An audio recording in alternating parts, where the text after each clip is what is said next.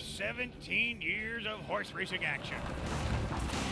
The Sport of Kings, featuring Tommy Walski. Today is Belmont Stakes Day. We'll relive some of the best Belmont moments of the last decade.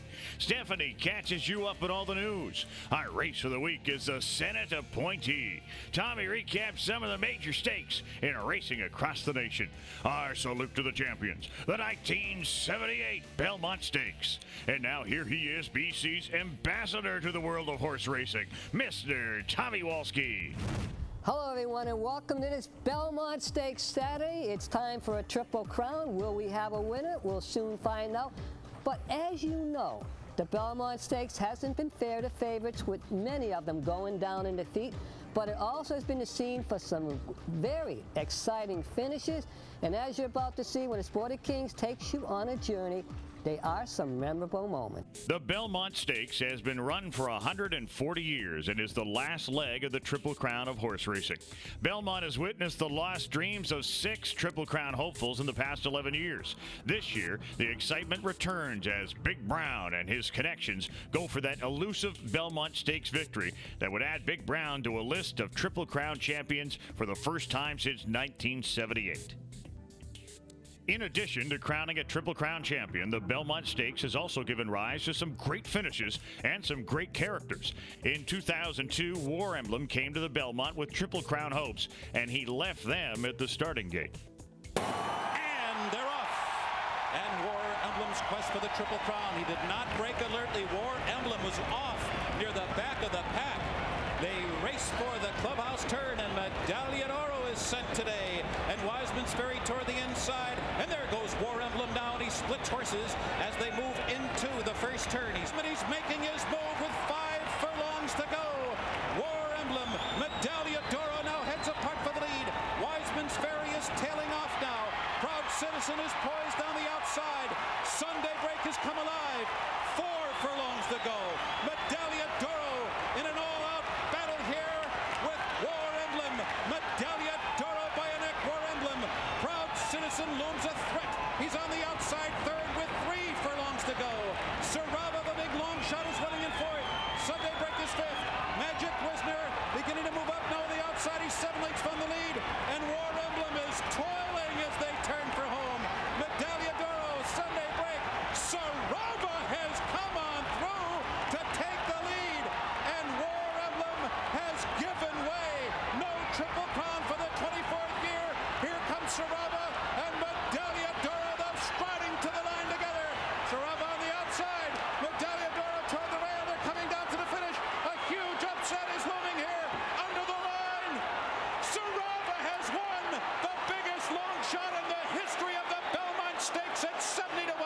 Medaglia d'Oro was finishing. Trainer Bob Baffert didn't blame the stumble for the loss. He thought his horse was one-dimensional and had no chance of winning a long race. Got rolling and faded in the stretch. So once again, the Triple Crown will go unclaimed, but a worthy winner today in Sarava. In 2004, Smarty Jones was the last Triple Crown hopeful to come to Belmont, and with a record crowd in attendance, he gave it his all.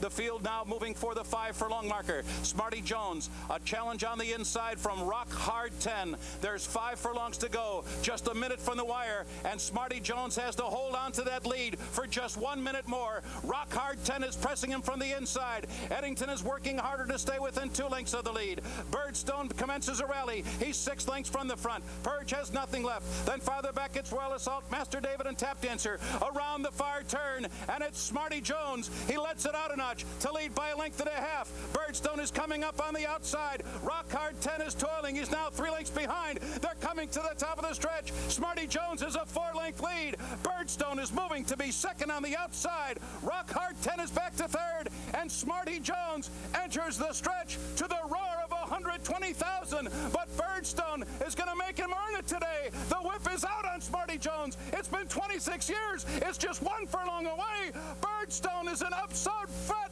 They're coming down to the finish. Can Smarty Jones hold on? Here comes Birdstone. Birdstone surges past. Birdstone wins the Belmont Stakes. An exciting and disappointing finish for all, but the connections of Birdstone and a few that backed the 70-1 shot. All of racing was hoping for Smarty Jones. Even Birdstone's Connections expressed their feelings for Smarty Jones. In 2005, the Sentimental Derby favorite of Fleet Alex lost by a length to Giacomo and went on to win the Preakness. Fleet Alex was running for Alexandra Scott, a young child fighting cancer and raising money for cancer research by selling lemonade in her stand. The lemonade stand grew into a national awareness and fundraiser and peaked at the Belmont Stakes. With all of America pulling for Alex's lemonade stand and a Fleet Alex, how could they lose?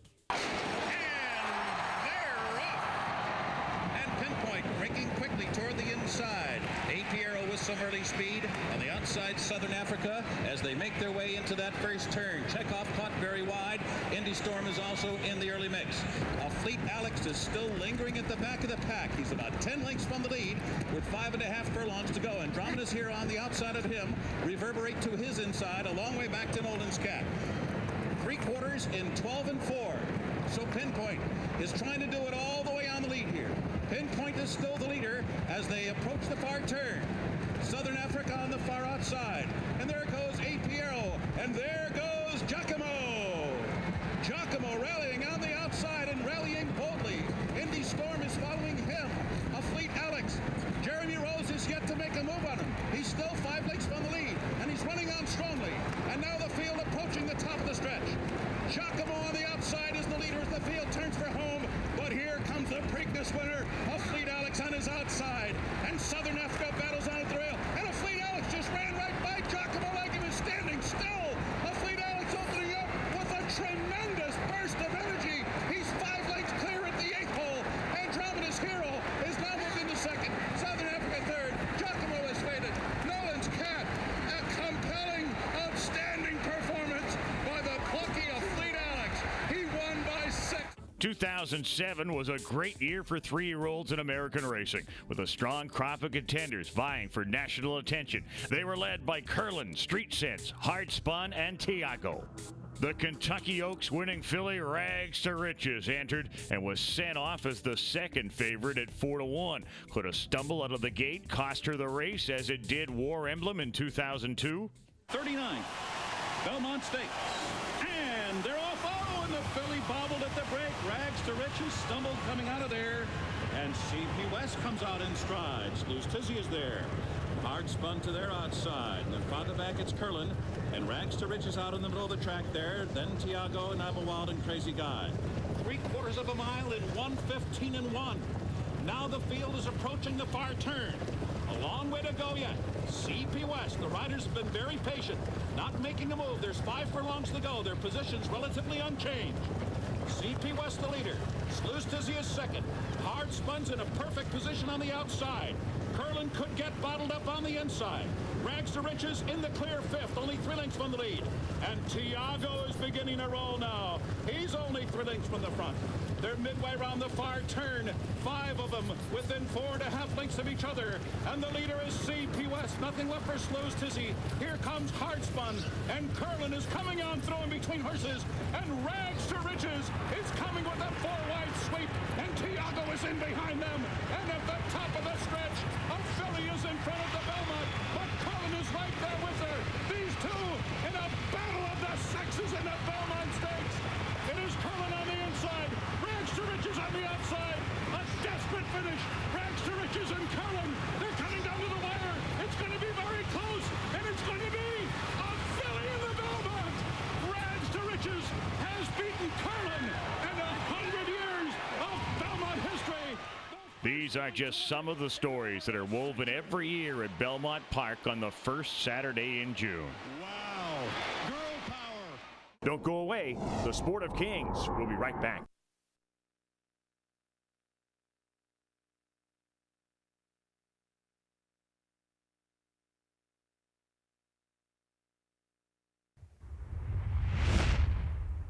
And now, to get you up to date with all the happenings in and around the track, let's saddle up with our own Stephanie Mercier. Fans at Hastings had more than horses to cheer for last weekend. Actor Steven Seagal was at the track on Saturday. A special race was named in his honor, and fans got a chance to get their photos with the star. Speaking of stars, tonight actor and singer David Cassidy, famous for his role in The Partridge Family, is performing at the River Rock Casino. Cassidy is a big racing fan and owns a few horses of his own, including Sweet Vendetta, who recently won a big stakes race at Pimlico. Even though people like to go away over the Victoria Day long weekend, the good weather brought lots of crowds to Hastings Park too. We caught up with Hastings General Manager Raj Moody to find out how the weekend went for the track. It was actually an excellent weekend. Our racing product was really good all 3 days, especially the holiday Monday. We put on one of the best cards I've seen here. I've been here since 2004, and 4 years that was probably one of the best cards we put on, and our betting public showed their appreciation for the quality of races and the field size we put on. So it was an excellent weekend for us, and hopefully that momentum continues for the rest of the year. So it looks like exciting times are back at the racetrack. Definitely. Our field size is up over 8 this weekend. I'd love to keep that number over 8 for the entire year. That's my goal. It's our goal of our racing department as well. Continue to work very closely with all the trainers and all our horsemen to fill those races and make sure we have a full entry box every race day. Local horse owner Glenn Todd was honored last week by being inducted into the BC Sports Hall of Fame. However, it's not because of his involvement with racing, but with softball. Todd's support for that sport has included creating the Canada Cup International Women's Fast Pitch Softball Tournament. We caught up with Glenn Todd to find out how it felt to be inducted. It was a big honor, Steph. It was something I guess a person might dream about, and I think when it happened, I was really pretty much, I was really honored. It's a big honor. There's a lot of great people there, you know, a lot better than me kind of a deal. And it was, till you get there, you really don't realize how big the BC Sports Hall of Fame is. And there's not a lot of people that have been inducted, and a lot of people, you know, that I thought should have been inducted weren't. And somehow I was lucky enough to get there, so I'm very, very honored. Congratulations. Thank you very much. Sticking with the baseball theme, on hand at the track last week was the co-owner and team president of the Vancouver Canadians, Andy Dunn. Dunn was the guest decorator for the Senate appointee, today's race of the week. The Seas are Canada's only affiliated minor league club, and there's rumors Hastings will be teaming up with the club for promotions in the coming months. The Canadian season opener is on June 17th at Nat Bailey Stadium. Apprentice rider Juan Carlos Gutierrez earned his first career victory last Saturday aboard the Craig McPherson-trained Turbo Tommy. In jockey tradition, Juan Carlos was congratulated with buckets of water by the other riders. That covers this week's news in horse racing, but before I leave you, with this being Belmont Day, Tommy and I thought we'd give you our picks for the big race. For me, it's a bit of a toss-up. Big Brown is the obvious favorite, and as a betting interest, that means there's no money there. But his wins have been very impressive, and personally, I'd like to see a Triple Crown winner, so Big Brown is my choice. Stay tuned for Tommy's selection later. From the paddock here at Hastings, I'm Stephanie Mercier, and now you're back on track. Racing across the nation is brought to you in memory of Jeff Robinson. Jeff was a breeder and an operator of Aaron Acres and was a great friend to horse racing. This week on our Racing Across the Nation segment, and a possible Triple Crown winner being seen, we're going to give you a look at some of the contenders who will be facing Big Brown in this afternoon's Belmont Stakes. First up, you're going to be watching the Peter Pan Stakes. In this race, two horses you want to watch out because they are both running against Big Brown this afternoon. That would be Casino Drive, the 1A horse, and his entry mate, Spark Candle, who'll be number 1 and is also the speed in both races. They've run 3/4 in 1:10 and 2/5 seconds, and it's Mint Lane in front.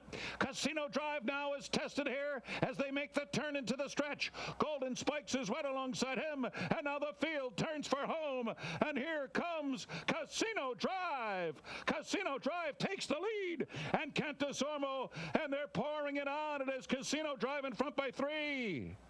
Followed by Mint Lane running in second. Reddy's Echo coming up late on the far outside. But here is Casino Drive, who said sayonara to this field. Next, you're going to be watching the Wood Memorial. Horse you want to watch here is also in this afternoon's Belmont Stakes. That's the BC-owned Tale of a Cardi. He's number 8. Can he get the job done today?